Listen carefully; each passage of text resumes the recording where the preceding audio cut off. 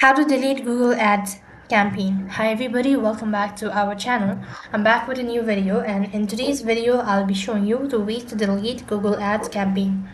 To delete your Google Ads campaign, you have to first of all log it.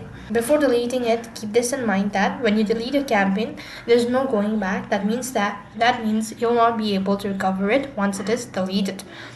Now, next thing, to begin with the procedure, open up your browser and go to googleads.com. When you go to Google Ads, then you can see this sort of page. In the left hand side bar, go ahead and click on campaign. Once you click on campaign, you could find the campaign that you've created.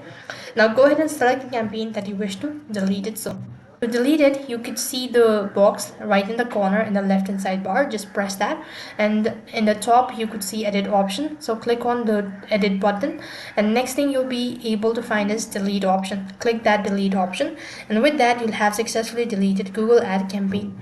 So this is how you can delete Google Ad campaign. That's all for this video. I hope the video was helpful. Make sure to like, share and subscribe to our channel. Thank you for watching. See you in the next video.